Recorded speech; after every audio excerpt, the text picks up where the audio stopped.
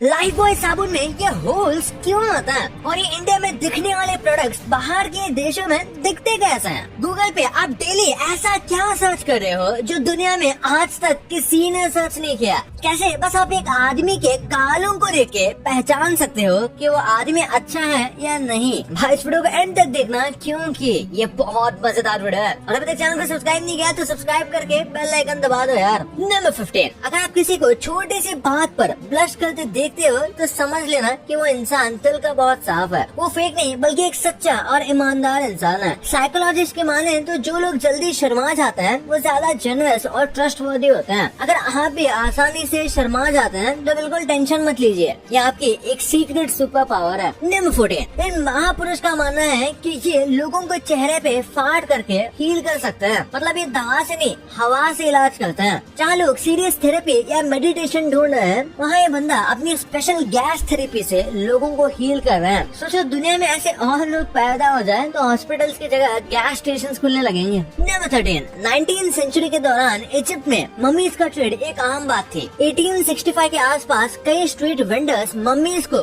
खुलेआम बेचा करते थे, चाहे वो टूरिस्ट को बेचने के लिए हो या मेडिसिनल और रिचुअलिस्ट पर्पस के लिए। उस समय वेस्टर्न एक्सप्लोरर्स और कलेक्टर्स ने इजिप्ट के पिरामिड्स और टूम्स को एक्सटेंसिवली लूटना शुरू किया था। आज ये सोचना भी अजीब लगता है कि जो मम्मीज आज म्यूजियम्स में है वो कभी ओपन मार्केट में बिक रहे थे। नंबर 12, 1987 में अमेरिकन एयरलाइंस ने सिर्फ एक ऑलिव हटाकर $40,000 सेव कर लिए। सीन कुछ ऐसा था, फर्स्ट क्लास सैलेड में हर प्लेट में एक एक्स्ट्रा ऑलिव दी जाती थी। ऑलिव जो कि एक फ्रूट है। फिर किसी जीनियस अकाउंटेंट ने सोचा कि एक ऑलिव कम कर दो तो पैसे बच जाएंगे और देखो 40,000 की बचत होगी। मतलब अगर एयरलाइन वाले एयर फेयर कम नहीं करेंगे पर ऑलिव काट के पैसे बचाएंगे। नंबर 11, स्वीडन की नई टेक्नोलॉजी से अब एक सोल्जर एक साथ 100 ड्रोन्स कंट्रोल कर सकता है। मतलब अब एक बंदा पूरा एयर स्ट्राइक मैनेज करेगा जैसे कोई गेमर अपनी स्क्रीन पे RTS गेम खेल रहा हो। ये एक नेक्स्ट लेवल वॉर का फ्यूचर है।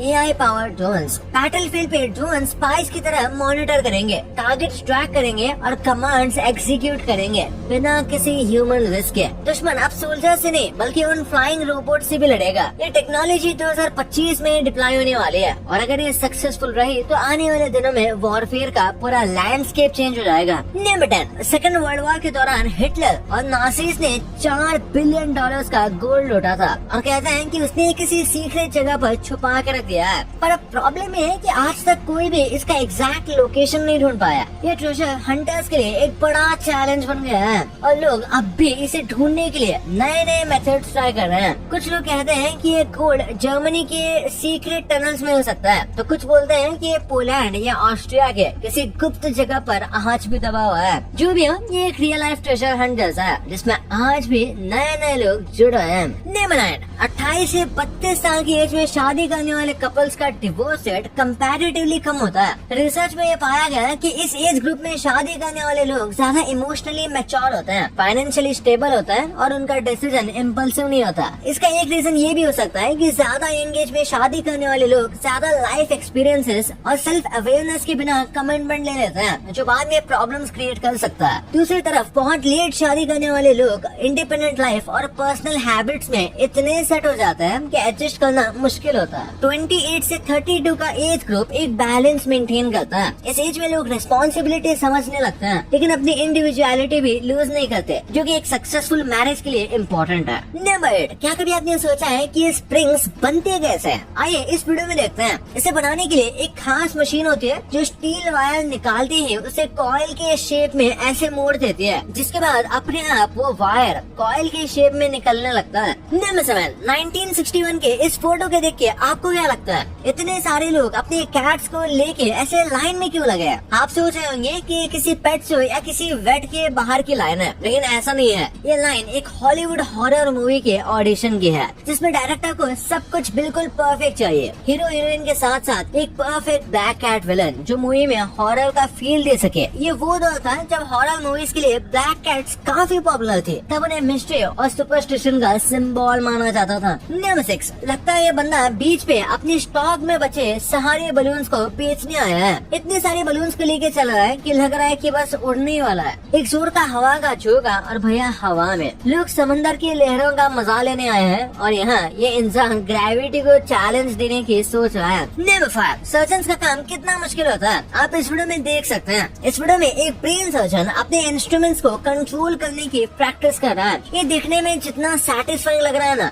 ये उससे कहीं ज्यादा मुश्किल है। नंबर 4, जहाँ इंडिया की कंपनी अपने एम्प्लॉयज को 90 घंटे काम करने के बारे में सोच रही है, वही चाइना की एक क्रेन मैन्युफैक्चरिंग कंपनी अपने एम्प्लॉयज पर पैसा लुटा रही है। दरअसल चाइना की हिनांग माइनिंग क्रेन कंपनी ने इस साल अपने एम्प्लॉयज को एक यूनिक तरीके से बोनस देने का सोचा। उन्होंने एक बड़े से टेबल पर कैश बिखेर दिया और एम्प्लॉयज को कह दिया कि जितने पैसे हाथ में आता है उठा लो। जरा सोचिए आपकी कंपनी आपको ऐसा बोनस देती तो आप कितने पैसे उठाते। नंबर 3, आपको ये जानकर शौक लगेगा कि गूगल पे की हुई 16 to 20% सर्चेज ऐसी होती है जो पहले कभी किसी ने सर्च ही नहीं की होती है। मतलब लोगों के मन में रोज नए नए सवाल उठते हैं जो गूगल के लिए भी नए होता है। कभी सोचा है कि लोग आखिर ऐसा क्या अनोखे सवाल पूछ रहे होंगे? कोई शायद घर पे यूएफओ कैसे बनाए सर्च कर रहा होगा, तो कोई कुत्ते को हिंदी कैसे सिखाएं ये सर्च कर रहा होगा। गूगल दुनिया का सबसे बड़ा नॉलेज हब है, लेकिन फिर भी हर दिन इसमें नए और अजीब तरीके के सर्चेज आते हैं।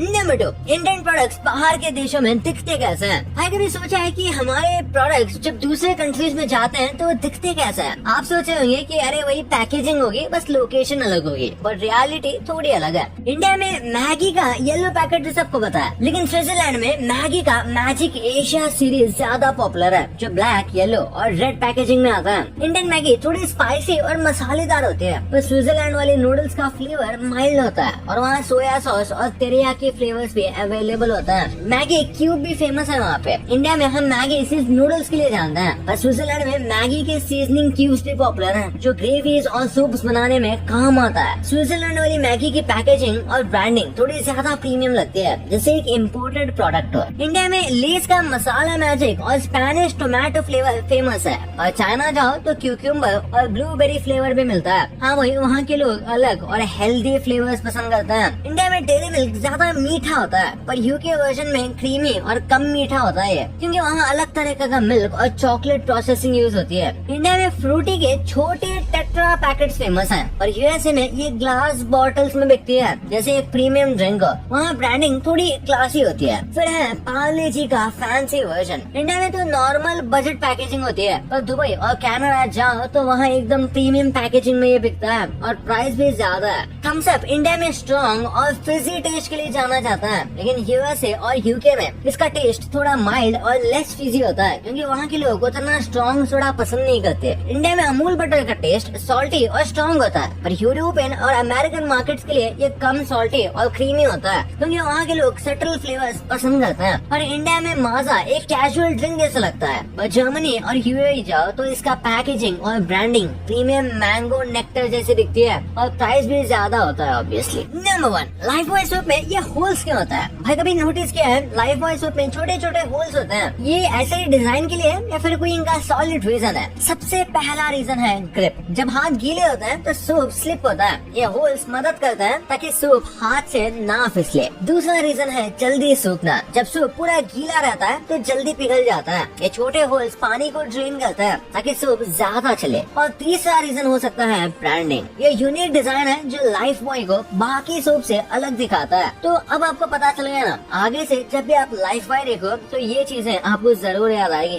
भाई ये तो आपको पता चल गया है, पर इन यूट्यूबर्स के डिट्टो कॉपीज को देखकर आपकी हंसी रुक ही नहीं पाएगी। और अंबानी के जो स्कूल्स हैं उनकी फीस कितनी होती है? और ऐसा क्या हुआ कि इन एसबीआई के वर्कर्स को बहुत ही अच्छा काम करने की वजह से अरेस्ट कर लिया गया? ऐसा क्या हुआ था इस वीडियो में पूरी स्टोरी पता चल जाएगी, तो इस वीडियो को अभी जाके देखो यार। और अभी तक चैनल को सब्सक्राइब नहीं किया तो चैनल को सब्सक्राइब करके उस बगल वाले बेल आइकन को जरूर दबा देना। हम मिलते हैं अगले वीडियो में, तब तक के लिए बाय।